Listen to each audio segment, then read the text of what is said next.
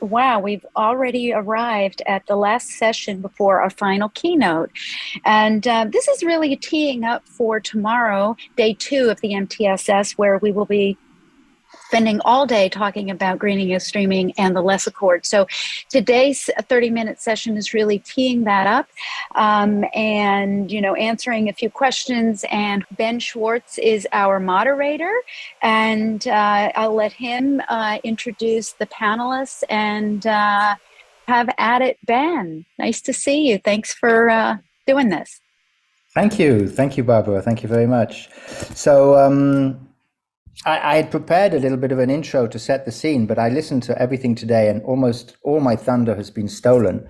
It's been a great day. I mean, hearing about the purpose was something that really gave me some more energy, that, we're here because we have a purpose. I thought that was really cool. And I was really excited that devices were mentioned, that there weren't any particular sessions devoted to them, but they were mentioned in other sessions. And if I was a betting man, I'd say that the 24 version of this event will be at least 50% on devices, and the 25 version will be 75% on devices, because that's where the problem is. And that's my belief. And multicast was mentioned as not being a panacea. That was quite cool.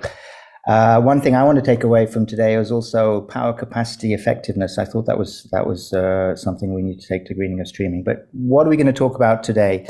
We've decided to have a 5-part session in this half hour. So you're in part 1. I'm trying to give you some context of what we're going to talk about. Then I'm going to ask Dom to tell us why greening of streaming was created a few years ago. Mike's going to tell us what brought him and his company to greening of streaming. Then we'll zoom into the heart of the matter. What is the lesser chord with Sam?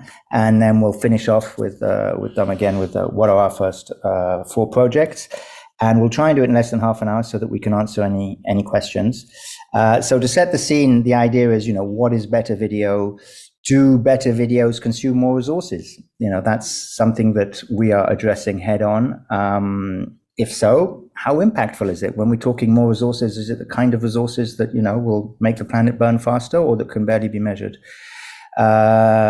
So without developing any further, I'll jump straight in and ask Dom to start up. If you could just cast your mind back, I think probably 3 years. And tell us what was going on in your environment then and led to the creation of greening of streaming. Dom. Sure. Thanks, Ben. And thanks, Barbara and Lisa and everyone involved in MTSS. Awesome day. Thanks to all the speakers as well. It's been great. So a little bit of background to greening of streaming. For my sins, I've been working with streaming for three decades now. And I'd ended up running the Content Delivery Summit in New York, which is kind of a CDN, content delivery network focused conference hosted by its parent, which is Streaming Media, which is more broadly focused on the streaming vendor supply chain. And within the conference, as I took it over, I wanted to stimulate some new thinking and find some new tracks. I'm not particularly an ARPU and CAGR guy. I'm more of a stream splitting and caching sort of person. And so I wanted to talk to the techies about some new topics. And I watched a film about data centers. I'm sure we've all seen the sort of reprise of that, which was on Panorama. Many of us might have seen the reprise of that, which was on Panorama. I think it's very easy to fly drones over a data center and go, look, that's bad. But my immediate instinct was that we were missing out on all the caching layer and all the telecoms and all the encoding layer and really quite a lot of other elements that were being used. So I asked Streaming Media if I could write an article, which I called Greening of Streaming. I quite like the name, so I registered the domain and started receiving emails, or set it up so that I could receive emails on it. And as we progressed into the conferences, I started asking the architects of Akamai and Disney and others, what is their sustainability strategy? And at the beginning of the pandemic in 2019, as we started asking those, really there wasn't much answer. Most people were shrugging their shoulders and saying, I don't know.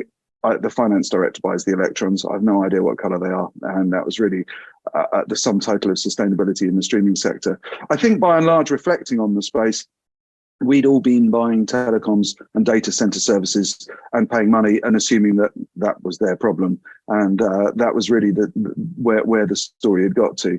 What was interesting, though, is as the conferences progressed, Mike and Nehal from Intel and others came to me and said, oh, we've actually got really quite substantial stories and case studies to tell. So we got them involved in the conferences.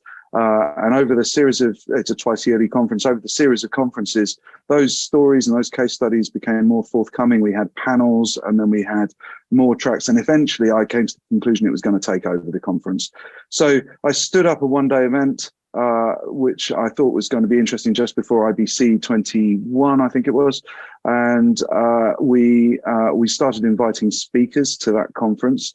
COP26 happened. Everybody in the sector suddenly decided it wasn't the responsibility of their supply chain. They were part of the supply chain and they wanted to take some responsibility themselves. So everyone in the streaming supply chain started to post some sort of ESG or sustainability strategy. Not quite everyone, to be fair, but most people did. And I felt that looking back on my career, my CDN, which I started in 2001 in the UK, was the first to join the Internet Service Providers Association. And they've really championed industry-led reform in the ISP community for years. So I went to speak to the organisers of that organisation to get some advice on how to set up an industry body. They gave me some framework ideas. I went to my own software company to get us a bit of bootstrap capital to get the thing going. And we set up a not-for-profit, arm's length from our own company, a not-for-profit called Greening and Streaming. And at the end of our one-day event, we opened the doors and invited membership. And we were really chuffed to have 12 really good actors, significant actors, Mike being one of them, and others, join the organisation from the outset, which really gave us some legs to start the organisation. I'll stop talking because otherwise I will talk for half an hour. That's a great segue to the next part that we've planned, which is to ask Mike to carry on the story and to give it from his eyes, both individually and as on behalf of Akamai. What's the story with Greening and Streaming as an organization seen from your point of view? Yeah, I think, and by the way, thanks everybody for organizing this. Thanks, Barbara. Thanks to the team. I think this is a great event. I mean, I think overall, when we first got to talking about this, and Dom and I bumped into each other, and we got talking, I think, for several hours at several events, Dom, where we were looking at opportunities where we could start to bring the industry closer together on looking at overall impact and figuring out ways where we could really have a look at energy consumption, as you know, as streams were starting to become 4K and 8K, and people are watching 4K video on their cell phones. Thinking about this and just seeing how the industry was evolving, I think it was about time for us to really consider how we could come together across the industry and figure out ways where we can really establish measurement, establish approach, look at opportunities in these individual areas, and really share real world examples on how we can make an impact. And you know, with the article that Dom wrote, I started to read it, and I think I was actually quoted in it, and I immediately picked up the phone and I said, Dom, we got to get this off the ground yesterday. Right? And I think it's really around two key areas in my mind. One is energy consumption from actual streaming, and the other is deploying the actual infrastructure in order to support it, right? And those things kind of we've really broadly seen intersect, which I think in a variety of ways, as you start to bring players together from the hardware industry, from the various software industries, things of that nature, you start to bringing together some of the telcos and CDNs and major players in the industry. Can I just clarify? It wasn't really clear in my mind. On the one hand, the energy consumed by streaming. Correct. And on the other hand, you're saying the infrastructure. I don't quite understand. Could you just... Yeah, so on the infrastructure side, I mean, you're laying a massive infrastructure down, right? Which could be supporting streaming, it could be supporting a variety of other services, depending on the components and various other pieces. But it's pretty clear that streaming is a pretty major impact here, right? As we're starting to see more and more content go out to the internet, and more cord cutters, right? I think in a lot of ways we're really starting to see more and more impact of that streaming really becoming a reality in the use of that infrastructure. So I think a lot of folks, as we really start to think about it, those areas on, as you start to really think about how you're laying your overall infrastructure and things of that nature, if you are one of the providers in all of this, there's a major intersect there where you're supporting streaming and you're supporting different aspects of that. So to the point of being able to come together and have a resource where we can really have an experience and not only talk about these things, but share best practices that these individual businesses are doing. I think it brings down sustainability and environmental to a really common playing field for the industry, and that's really what greening and streaming has brought to us. Okay, well, that was a very eloquent answer. Hit the nail on the head. If we now, so we're going to talk about the lesser chord now, which is the major undertaking currently of greening and streaming. And it's not the only thing, but we're going to zoom into that. So I'll move over to you, Sam, if you can start by introducing yourself briefly. And I'd like you to start by perhaps just saying what it is, the lesser chord. Sure. Yeah, thanks, Ben. Yeah, I'm Sam from VNova.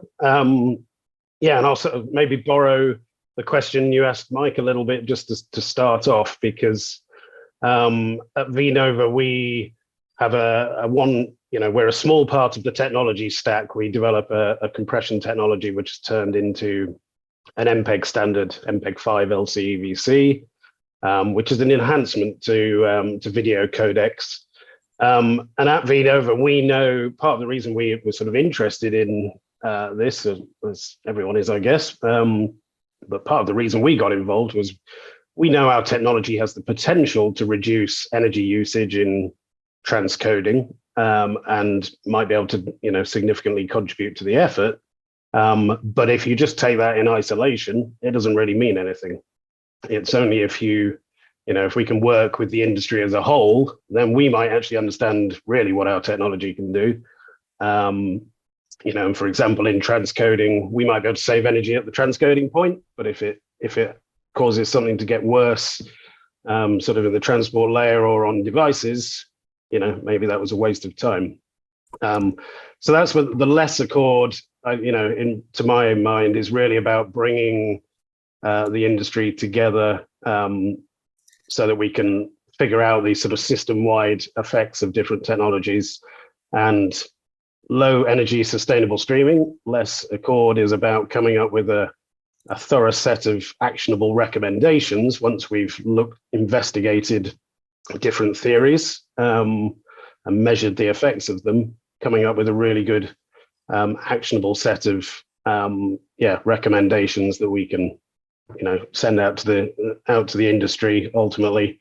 But it will be a massive collaborative effort to come up with those recommendations, and I imagine they will become a very living, breathing thing that develops over time as well. And would you say we're on track? Could you just put them in a different phasing? Where are we, and are we on schedule?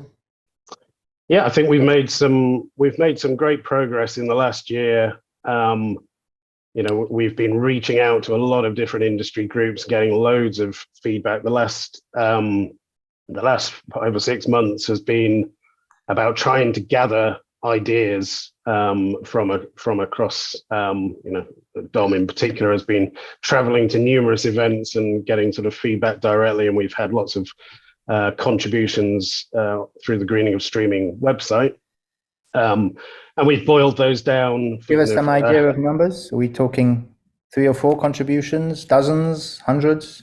It's in the dozens. And certainly if we add in all of the sort of things that have been discussed off the record as well, it's definitely in the dozens. So we've the sort of group has boiled those contributions down to what we think are 4 good proposed projects to sort of start with and really try and measure. And that's your segue into tomorrow, Ben. That's what we'll be looking at next. Yeah, well, we'll get Dom to close off with that. But just so you'd say, how enthusiastic would you say the response from the industry is? Because I mean, there is a hell of a lot of people working on this now. You know, if you just look on the website of this event, there's 23 different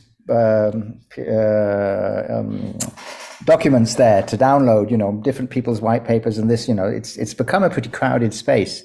How would you say the greening of streaming stands out, and the reception? How's it been have you perceived it from other bodies?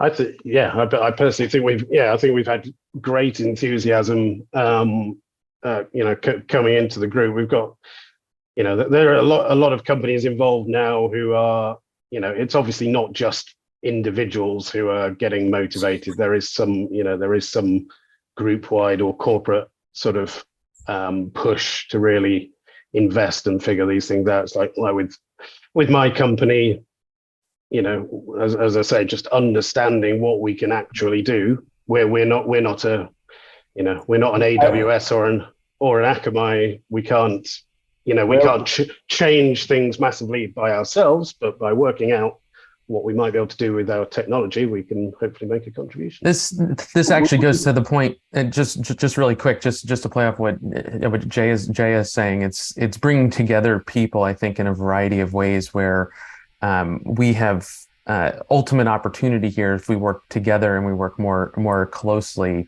and we come together on some commonality here. I think it's definitely gonna support the low carbon transition here, and that's the overall goal, right? Is to work towards something that is not necessarily a competitive advantage for an individual company, but really try to set up ways where we can set up the industry to transition into a low carbon economy in the future.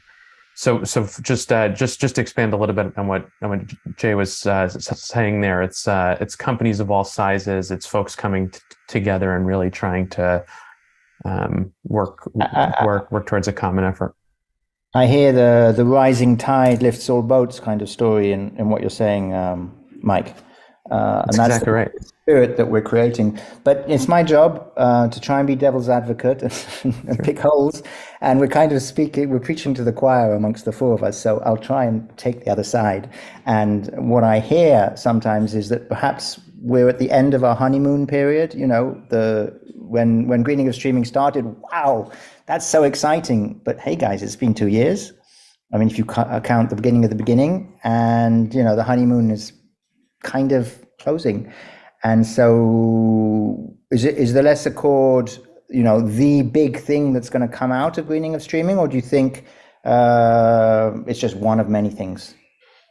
If it's all right, I'm going to jump in there. So you're dead right, Ben. I think the honeymoon period definitely ebbed over Christmas this year. Every company had appointed an ESG officer, and I think to an extent they ticked their box and then hoped that the ESG officer on his own could change their companies. And Mike, I'm looking at you there.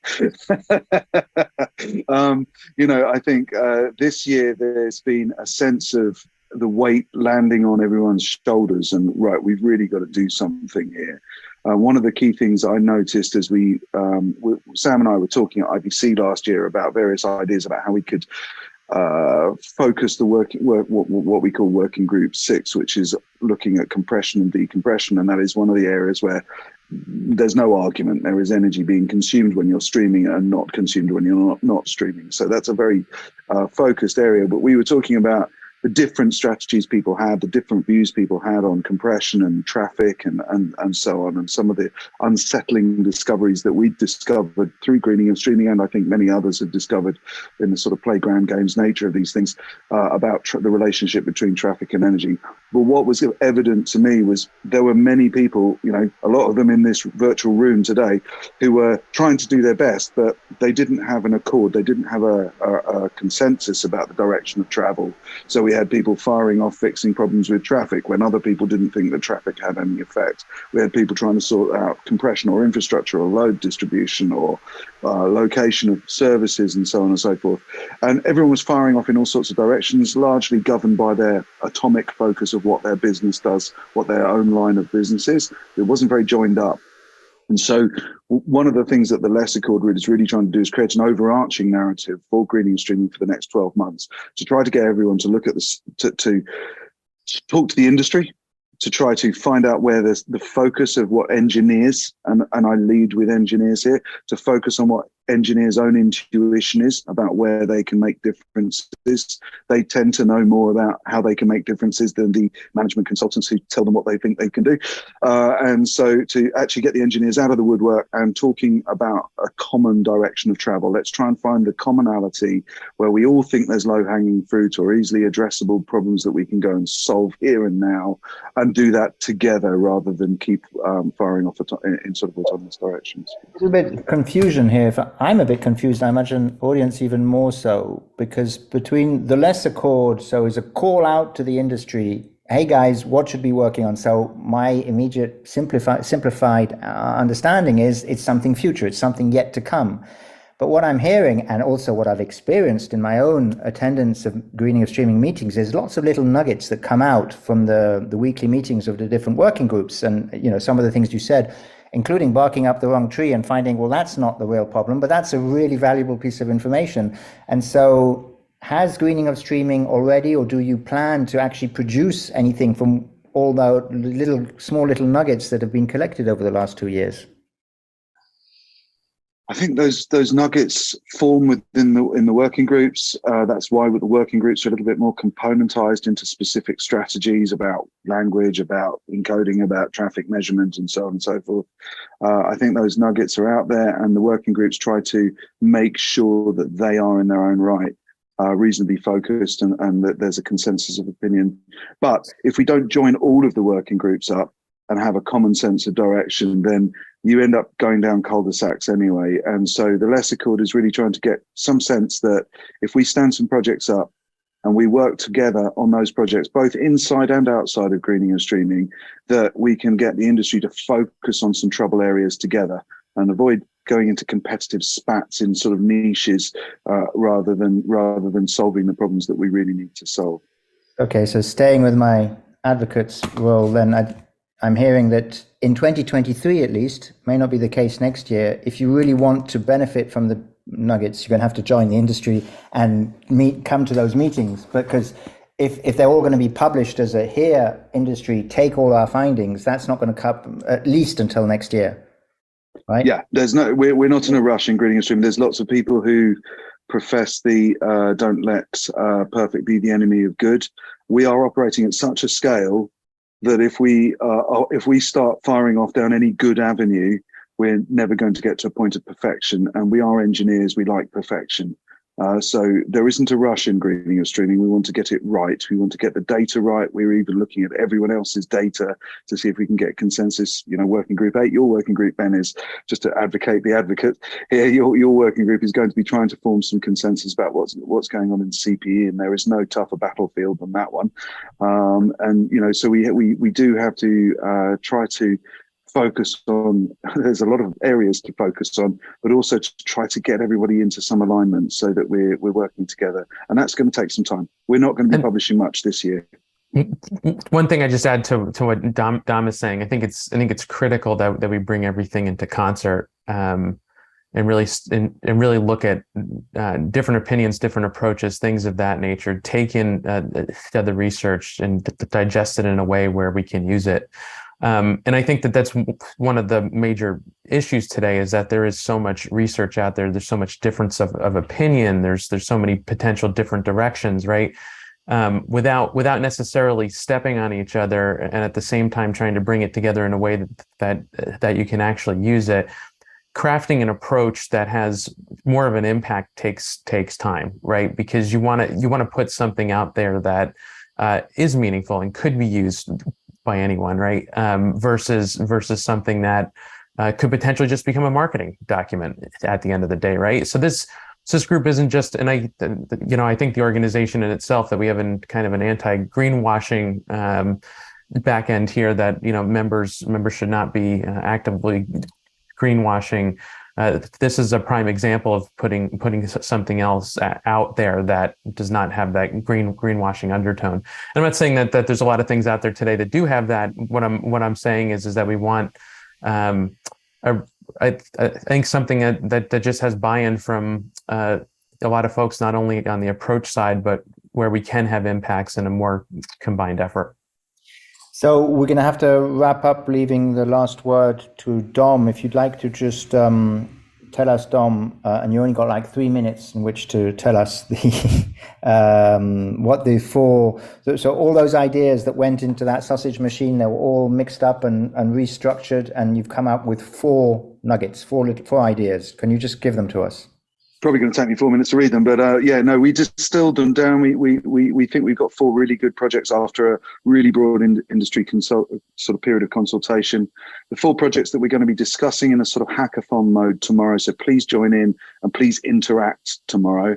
The four projects are intelligent distribution model shifting. So at a very high level, there are modes, like we talked about it earlier today, multicast, unicast, peer-to-peer. There's some different distribution models. They often set themselves up as camps which compete with the others. What we need to know is, as an operator in something idealized like an SDN environment, when would I shift from unicast to peer-to-peer? When would I shift from peer-to-peer and make the capital investment in rolling out network layer multicast and so on?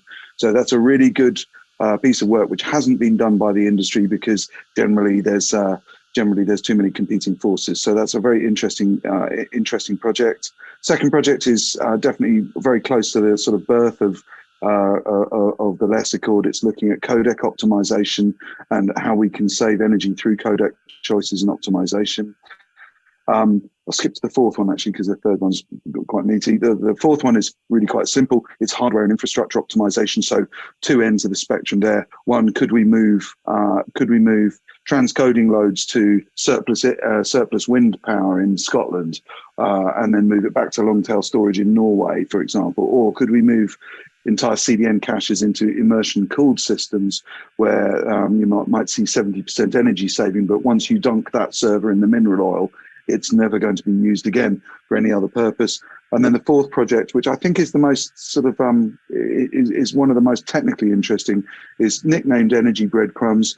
So the idea that as you encode a file, you can meter the kilowatt hours on the encoder at the beginning and at the end, and you can add that into the metadata of the file.